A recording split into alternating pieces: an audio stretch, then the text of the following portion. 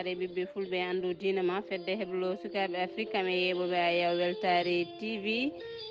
takusani yoni pallal lappol dande maayo ngol rewo e worgo mayil gambi bafata dinguiray fallemme ko on takusani yoni ha toon to ñoro di sayel ine jeeya gardindi kabaruji men men kalta wim ko sunare ñallude nder leydi Mauritanie e ñalawma hanki o tawi ko sen jaari to banggue asno eɗen mbawi wiide kay ko lewru e hoodere majjidi lewru e hoodere majjidi men kaal e kuccam hakkude jagorgal leydi Mauritanie kalfinaɗo ko fate ndema kam e remoɓe toon to boggue leydi Sénégal men kaal e haalande hoorejo leydi Sénégal woni Macky Sall ko fate udditgol duuɗe jangguirɗe leydi Sénégal ñande jeegom lewru fandu ha hande tawi koto e kabruji men e ɗemgal pular men tawi e nder leydi Sénégal min jokku tawi ko e hettade cimtol Amadou Sambalo ko fate golle kañum fate golle commune mo Madina Gounass joguino leydi Mali men kal ko fate udditgol duuɗe jangguirɗe leydi Mali kañum ne yarani hen caggal guddirtene jonde kabaruji men ko kabaruji men joolam jaboyir toon to Dawla France.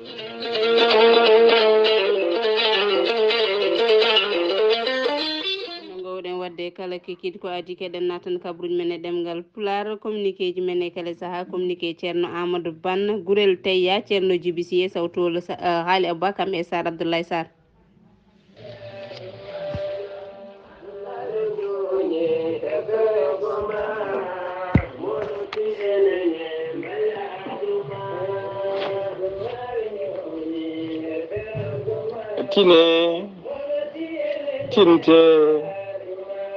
tinne kadi kala tinɓe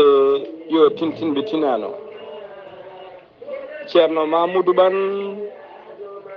ene andini dendagal kilineɓe mum e dendagal sehilaɓe mum dendagal almuɓe mum e oɗo saaha joni omo tawi nder wuuro men Pété e nder wuuro men Pété galle makko waɗɗani galle gendarmerie walla mbiyana brigala gendarmerie wuuro ngo ceerno Mamoudou Bane ene safra rafiji kewɗi ɗi jiida ciirolo omo safra wonduɓe kista fibrome ndogam sitta wonduɓe infection asthme diabète tension rewɓe ronkuɓe sowade rewɓe dartoraɓe e rewɓe ɓe ellaji men ndewani lawol kala ceerno Mamadou Bane ene yawrana worɓe ustoraɓe goragu e yawɓe yitade koye mumen ceerno Mamoudou Bane ene andina dendagal kilineɓe mum kadi omo dilla to banggue inde Allah omo yawrani ɓe dartoɓe embauche yidɓe ñibde e place uji men e yidɓe kadi udditade to banggue arsigaji ɗanniɓe wonɓe caggal leydi yidɓe embauche yidɓe dañde liggueyaji e kayitaji ceerno Mamoudou Bane ene yawrani ɓe rewɓe ronkuɓe ñibde e dewle mumen walla worɓe ronkuɓe ñiɓirede to banggue dewle ceerno Mamoudou Bane ene andina dendagal kilineɓe mum wonde ko ɗiɗo ñalɗi tati o ɓuuri wawde gollade woni ñalawma talata nde e ñande alarba wondude e ñande alkamisa ko ɗeɗo balɗe tati o ɓuuri wawde gollade ñalɗi keddiɗi ɗi o heewi wonde koye silkeji makko walla e halwaji makko so tawi neɗɗo noddimo heɓanimo ene moƴƴi moti ɗacca musidɓe tedduɓe message mum walla vocal mum so tawi o arima o jabto ha no hannirta ni ceerno Mamoudou Bane ene andina dendagal kilineɓe mum kala jiɗɗo arde ha tengti noon e ɗiɗo ñalli taw wona ɗiɗo ñalli tati ɗi limtuɗen yo jomumen noddu ko adi komo ara so tawi kay musidɓe tedduɓe ko jomumen yiɗɓe arde taw so garini jiyamo ha no hannirta ni ceerno Mamoudou Bane ene tawi oɗo saaha joni e nder Pété kala jiɗɗo hebdemo numéro uji makko téléphone so tawi ko numéro makko WhatsApp mbatta ko 00 221 indicatif leydi Sénégal mbaɗa 77 353 48 10 ko numéro makko WhatsApp so tawi ko numéro makko appel mbatta ko 77 911 19 61 ceerno Mamoudou Bane kollaɓɗo reedu ummalaɗo woni mbadden dando faade makko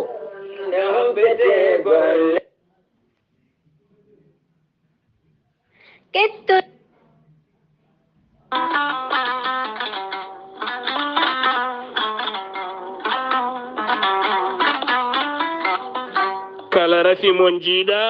ene jogii lekki ke ene safra ɗuma gorel teya ko haako moƴƴo iwru ken to koridinoro ari ko wallude en e safrude en haa moni kala yiito heen hoore muɗuma gorel teya ko haakono haako wargani a wulna ndiyam ma haa wulan juppa heen aɗa yara no wirani joni joni keɓa heen cellal ɓanndu maɗa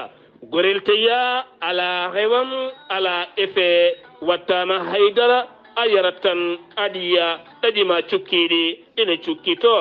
an jogiiɗo koyɗe musoje koppi musoje keeceje musoje AVC jogii caɗele karƴak mo ƴiiƴam heewi e nder ɓanndu mum taw dogata ko noonne kadi jogiiɗo suukara e nder ɓanndu muɗuma caɗele ngoraago ɗaɗi cukkiiɗi sa jokkondire gorel tayya joni joni keɓa heen ko laaɓi sa yiɗi heɓde heen ko laaɓi janngana hoore maɗa jahata koto site internet mo gorel tayya mbatta ko www point gorel tayya point com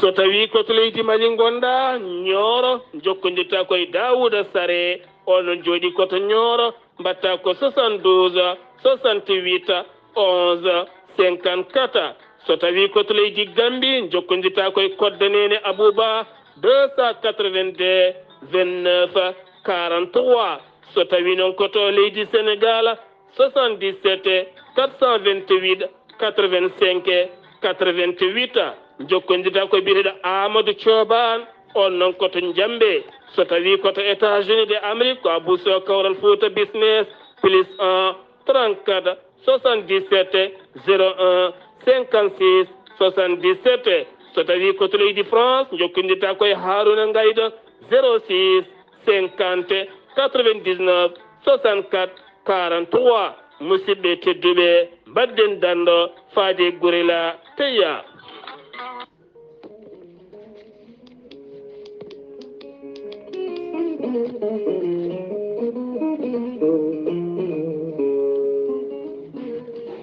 ceerno Djiby Sy ko wittiyanke ko safriyanke safruji fina tawa ceerno Djiby Sy ko jaadindo ɓalawal e danwal kala ceerno Djiby Sy ko laaɓɗo reedu malaɗo wune ceerno Djiby Sy ko baawɗo listihara moƴƴuɗo longal jawroɗo firtude dabruji e ɓen weddaɓe korte ceerno Djiby Sy ene yawrana ɓe rewɓe sattoraɓe dewle e wonduɓe gorko ladde ceerno Djiby Sy ene safra ɓen wonduɓe kista fibrom ndogam sitta rewɓe ronkuɓe sowade e rewɓe dartoraɓe kala ceerno Djiby Sy ene yawrana ɓen worɓe usturaɓe goragu e yawɓe yitade koye mumen ceerno Djiby Sy ene jogui leɗɗe fannuji tati hen fannu goto so tawi a ƴettiɗen leɗɗe fodde 19 rafina yalta ma ha laaɓa fannu ɗiɗaɓo so tawi a hutorima ɗum fodde 13 rafina yalta ma ha laaɓa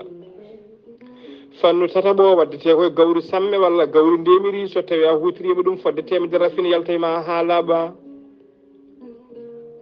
ceerno Djiby Sy ene jogui pegge e usula bawɗe neldede kala to neɗɗo woni pirtoje dabruji ɓeydoje arsigaji ceerno Djiby Sy ko laaɓɗo reedu malaɗo wune so tawi o yennama ka miskino o safruma ha mbiya wen taw hay mbuuɗa yoɓani so wona wonduɓe rafiji ɗiɗi mo cheyɗineji mbahliti hoore mum ha haɓɓa walla on janowo bargal ceerno Djiby Sy ko laaɓaɗo listihara so tawi a yiiɗi waɗnede listihara ko indema inde nene maɗa o haala ko woni e nder ɓerde ma ha mbiya yoni so tawi ko wonɓe nder leydi Mauritanie ko ujunere e mbuuɗu so tawi ko wonɓe leydi Sénégal leydi Mali e dendagal leyɗe taariɗe leydi Mauritanie kala ko 4 CFA so tawi ko gonɗo caggal leydi ko wayno Europe Asie Amérique Asie en leyɗele kala listihara ko gratuit hay mbuuɗu yoɓetake ceerno Djiby Sy ne andina dendagal kilineɓe mum o arti oɗo saaha joni omo tawi nder Nouakchott lamorgo leydi Mauritanie to base makko waɗɗani jeere nettek kala jiɗɗo heɓde ceerno Djiby Sy numéro mum téléphone ko 47 22 80 84 walla kadi omo jogui miñi ko mo gollotto ne wiye Alassane Sy ko labɗo reedu ganduɗo leɗɗe ɗe ganduɗo golle ɗe o numéro téléphone mum ko 32 62 04 99 walla mbaɗa 48 10 00 13 ceerno Djiby Sy ne wiye dendagal kille mum no dooɓe kala sahade noon ko hebdemo wona salade notade ko hewrede tan yo jomum waɗa insisté ma hebmo hano hannirta ni ceerno Djiby Sy ko labɗo reedu malaɗo woni mbadden dando faade makko tode kaburuji mon e demgal pulaar Afrique Asie Europe Amérique Moyen-Orient Océanie jam ñalle moon heeɗiyankoɓe weltare ɓiɓɓe fulɓe andu diina ma kam e fedde heblo sukaɓe afrique yeɓoɓe aya weltare tv kabruji men e ɗemgal pulaar kikiɗe altine hande tati lewru octobre hitande ujunaje ɗe nogas e ɗiɗi ɗo e haalde nde ko banir Mamadou Sarr to karallagal ko Seydou Abouba leydi Mauritanie no mbiruɗen gardidi kabruji men sunare finde hanki kay e nder leydi Mauritanie jalal ma jaggal woni kay jaltugol aduna maire mo commune ñaabina garlol woni maire Aliou Sarr ɗum ko hanki waɗi e nder Nouakchott wuuro lamorgo leydi Mauritanie o yalti ko e nder galle makko toon to Kosovo o yaltide aduna ko duuɓi 40 hitande ujunaje ɗiɗi e sappo e tati adino ƴamde ngol lefol laamu mo maire o heɓani singoji mairie ji hitande ujunaje ɗiɗi e sappo e jeetati o ƴamti gon lefol laamu o heeɓi ɗum taw ko deuxiéme tour e yeeso candidat mo landa UDP ɗon ɗo o wonno maire o wonno kadi ko transit toon to Bowal Kaggu laade mo Nouakchott o wonno ko diplômé en informatique o joguino kay ko nokku gollorgal makko ko adi ko omo wona maire ha hande e on kabaru won sikkoɓe kay wonde ko Sorimale walla ko commune mo ñaabino garol wasi ala ko ɓesgu leydi Mauritanie kala wasi ha tengti e sukaɓe leydi Mauritanie saabu kay ko timtorgal ko o hoodere kay yeynotnode ganduɗa wawnode kay ƴettede exemple sen gummima e on kabaru ha hande tawi ko sunare wonde eɗen mbawi wiide ko jaggal kañumne woni kay jaltugol aduna Siley Demba Yajuru Ba e ñalawma hanki o ɓurnoɗo wawde hettade radio ji Mauritanie e teskade mum noddugol makko kala saaha e ɗin radio ji e jewte fulɓe omo teska hande tawi omo teskano ha hande tawi ko e dente fulɓe kam kadi e wajade e wasiyade sukaɓeɓe nde mbawata tinnade golla e dow sawtol men tawi ko e dow inde weltare ɓiɓɓe fulɓe eɗen nelda dendagal ɓesguji ɓen yaltuɓe aduna nde Allah yurmoto yafoɓe hannaɓe aljanna ha hande e nder leydi Mauritanie tawi ko jagorgal leydi Mauritanie kalfinaɗo ko fate ndema ñalawma asete hecci hanki o wucciti e ɓen remoɓe tawteɓe toon to Boggué woni kay woni on galɗon jagorgal leydi Mauritanie ko on Yahya Wula Ahmed Al Wakva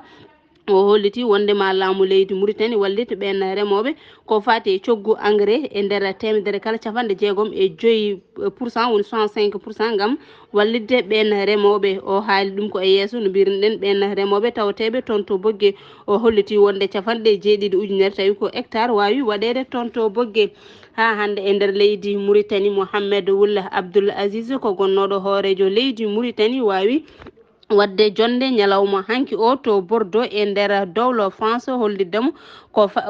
ko kaɗaɗo kay haalde e nder leydi Mauritanie tawi haɗimo ko laamu joɗigo e jappere he e oɗo saaha o holliti wonde de liberté ala e nder leydi Mauritanie e oɗo saaha goɗɗum ko teskademo wonde ɓeydugol cogguji carburant tene ala lawol ala foof koɓe mbawi addude kay ko ene hollita ko ɗum woni sababu ɓeydugol walla laamu ngu ene hollita ko ɗum woni sababu ɓeydugol on carburant ay haalande makko ha hande kanko Mohamed Wul Abdoul Aziz o holliti ala ko laamu ngu waɗi kay ala ko waɗi laamu ngu wawde wawde heñorade tawi ko baylugol ɗin carte d'identité ji so wona kay hibde yoga e landaji dawrugol ko fate sungoji payadi goɗɗum walla ko gasnirten kabaruji men e nder leydi Mauritanie ko ɗum kay ko teska ko kuppiraji ndiyam oɗo saaha e nder leydi Mauritanie kala ñalawma woni robinaji kay ina kuppa gila jamma ha on waktu jamma arta tawi hay wadere simtata sen gummima leydi Mauritanie paɗen koto leydi Sénégal e nder leydi roɓido kabaruji men to leydi Sénégal udditgol duuɗe jangguirde nde leydi Sénégal ñalde 6 lewru octobre ndu gonɗen hoorejo leydi ndi woni Macky Sall wawi wadde haalande walla bindol tawi ko e helle makko Twitter gam kay hirjinde ɓen sukaɓe janggoɓe nde kay mbawat ɓen sukaɓe janggoɓe nde mbawat kay toppitade jangde mumen kam e ruttude teddugal ɓen jangguinoɓe e hollide wonde kay ko jangde woni fittandu république ha hande e nder leydi Sénégal tawi kay ko udditgol session ngaji lambaji e ñalawma hanki o to Dakar e nder stade Iba Mar Diop joɗinoɓe kay gam yebde tawtorede udditgol on session lamba ko ɓalal Sam e mumen jayde nde no hollita wonde 17 ko ɓuuri famdude e limore ko ɓen kay gañi ɗiɗo ene gañi hen gañande musde ha hande tawi ko e kabaruji men tawi ko to leydi Sénégal mi en ketto tawi ko cimtol Amadou Samba Lo ko fate golle ɗe commune mo Madina Gounass joguino ne golla e oɗo saaha. Wonno sababu ɗo kikiɗe hannde ko eɗen joguino ɗo golle tiɗɗe e nder état civil commune mo Madina Gounass nde wonno mairie o guila o jooɗi no mbiɗen nane ni commission ngaji mbaɗama e yamirore monsieur le maire Amadou Tidiane Baro o ƴetti commission ngaji pour mbawa jogade golle e commune o foof commission ngaji goɗi 16 kono enen ko commission état civil kañum e santé et population kalfinon ɗen e nder majjum noon tawirɗen état civil o ni won golle kewɗe ponnoɗe gollede hen en ƴettino noon fodde yimɓe 14 pour wadde ɓe formé kayi e gollodirde e mabɓe ɓe mbawa wallude en golle poɗɗe golleɗe ɗo ɗe ƴettunɗen ɓe koye lebbi 6 ɗi ko hande timmi en ganninoma kadi golle ɗe so timmi mbasen accirde ɓe noon tan mbaɗen ɗen ɓe ko wiyete seedam faagu ko wawde tottude ɓe ɗum janggo e jaam kala toɓe mbawi yaade taw ina wawa wallidde ɓe kamɓene kadi e pinal walla e gandal ngal ɓe ɓeyditori ɗo ngal taw ɗum ina wawa dusde ɓe e kaddi gurdam mabɓe eyyi ko ɗum wonno sababu jonde men ɗo hannde ko heewi nan ɗo wonno ene fonno windede windaka ha foof noon e 2017 ha 2022 o hawroyi ko fodde 2,5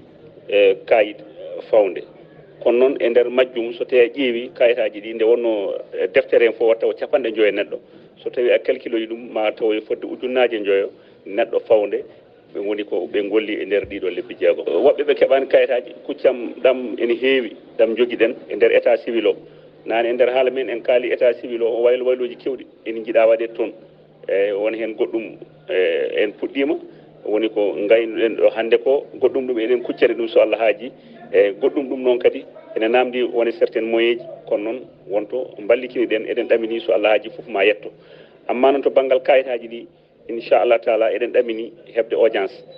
o fuɗɗima ma won fodde joni lebbi 2 eɗen ɗamini fodde 9,000 neɗɗo so tawi waɗi ɗo déposé kayit muɗum so Allah haaji eɗen ɗamini audience o watta ko le 15 décembre haade janvier mayde so Allah haaji kayitaji ɗi fof tawa ɗi garti holɗo lawol kadi e nder kuccam ɗam joguiɗen pour kayitaji ɗi pour so tawi ɗi garti ɗi mbasa ɓoyde ɗo yimɓe waɗɓe demande ɗe mbasa heppude pour hebde kayitaji ɗi fof en mbaɗi ɗum organisé so Allah haaji. a jarama Amadou Samba Lo ngol ɗon cimtol tawi ko gardiɗo toon to commune Madina Gounass sen gummima leydi Sénégal paɗen koto leydi Mali udditgol tawi ko duuɗe jangguirɗe leydi Mali kañumne de heedani hen caggal ko e ñalawma altina hande o fuɗɗi tem o walla mbiyen titonde nde ɓe ƴetti e ngol ɗo udditgol duuɗe jangguirɗe ko tawi kay ko laamu ngu ƴetti ngal oɗon titre walla mbiyen nden titonde ko jangde lesre ina wonde haɓanade ko fate waylo tarinde ina won kam e almudo foof awa lekki woni enseignement fondamental et lutte contre le changement climatique on élève on arbre kamɓe ardiɓe leydi ndi ɓe kollitike udditgol duuɗe jangguirɗe leydi Mali hitan uñaji ɗe 22 kamɓe hitan uñaji ɗe 23 ala kay ko tardinta ɗum so wona ko wayno yoga e diwanuji ɗi toɓoli jippoto ha joni e oɗo saaha walla to ndenka kay to ndenka ñakki Rougui Diara on ko jangguino holliti wonde de udditgol ɗen duuɗe jangguirɗe ina foti wawde ɓeydede ɗon e lewru ha ɗo e lewru novembre fandu sababu teskede toɓoli ɗi toɓoli ɗi ina muusi no fewi gam yaade hen ha tengti ko wayno sukaɓe tokosɓe ha hande e nder leydi Mali teska toon kay ko laabi ene teska toon laabi ɗi ina boni ɓe kolliti wonde leydi Mali ala maayo hango gam kay webnude yagara o wadde laamu leydi Mali ina foti toppitade ɗina laabi noɗi poti fewdirede tene kadi tene ala foof ɗo laabi keesi teska ina wona e fewndede laamu ngu ina ɓe kolli jannide en hollita hannde wonde kay laamu ngu ina welsidi tene kadi fotani welsindade nden jayde ina hollita wonde kay nden jayde ina hollita wonde kay région ngaji kala kalto lawol woni ina teska hen wonɗo waɗi bonande walla wonto boni toon ina jeeya tawi koto toɓe mbiya ina jeeya hen kay toɓe mbiyata gawo faade to Kulikoro Sikaso Ségou Moptou ha toon to Tombouctou ko nonne kadi Bamako faade Dijene ina wonde Sadio la ɗon kay ko jaaɓi hatirde wonande ɓen ɓe transporteur uji en Burkina Faso ñalawma altine hando ina tijja toon tawi ko diɗɗal ɓen ɓe communauté économique de l'Afrique de l'Ouest woni kay CEDEAO taw waɗi on ɗo communiqué ko Oumar Sissoko Mbalo hoorejo dowla Guinée Bissau ngal ɗon diɗɗal ina teska hen yahata hen kay ko madame Suzy Serla Barbosa on ko jagorgal kalfinaɗo ko jagorgal leydi Guinée Conakry tawi ko kalfinaɗo ko fate gueɗe caggal leydi Mamadou Issoufou on ko ancien président mo Niger woni kay gardinoɗo dowla Niger ina wonde on tawi ko président conseil mo CEDEAO walla mbiyen madame Suzy Serla Barbosa ko kanko tigui woni présidente conseil tawi ko kanko woni présidente conseil mo CEDEAO Mamadou Issoufou ko kañum woni ancien président Niger woni kay gardinoɗo dowla Niger ina wonde on biyeteɗo Omar Aliyo Touray on ko président tawi ko commission mo CEDEAO caggal leydi Mauritanie ko dowla Gabon caggal kay ndeɓe on directeur tawi kañum woni agence médecin médicament toon to dowla Gabon o holliti wonde kay ko fate on siro broncalen nde yaltinte e jeereji pharmaceutique tawi ko toon to dowla Gabon siro mo sukaɓe emo mawɓe kala nde yaltinte e jeereji pharmaceutique mo dowla Gabon guddirtene jonde kabaruji men koto dowla France jagorgol dowla France kalfinaɗo ko fati kay e gueɗe caggal leydi holliti wonde ala foof ko nawdi ambassade dowla France joɗani toon to Burkina Faso e ko heewi toon walla kewkew baɗɗo toon to Burkina Faso yande makko o holliti wonde kay ɓesgu Burkina naɓe no gollori on ambassade France toon to dowla Burkina Faso ala foof intérêt gonanɗo ambassade France e on coup d'état walla mbiyen ɗen gueɗe ɗeɓe mbaɗata tan faade ambassade France ala foof ko nawdi dowla France kam e gueɗe walla coup d'état baɗɗo toon to Burkina Faso gasi ha laaɓi ko tonguɗen kabaruji men e ɗemgal Pulaar kikiɗe altine tati lewru octobre hitande ujunaje ɗe nogas ɗiɗi tawi to haalirde ko to Banur Mamadou Sarr to karallagal ko Seydou Abouba en jetti Amadou Sambalo tawi ko fati ngol cimtol ɗe golle commune mo Madina Gounass joguino Amadou Dia noon hande kam komi alanamo coggu ñebbe ko ɗum tan haɗimo arde roɓɓinde kabaruji leydi Mauritanie en kestirini duwaw men faade ɓesgu tawi ko on gonnoɗo maire mo commune Niabina Garlol woni Aliou Sarr nde Allah yurmitomo yaafoma ene wonde kay Aliou Siley Demba Yajuru Ba nde Allah yurmitomo yaafoma kamɓe maaɓe juuɗe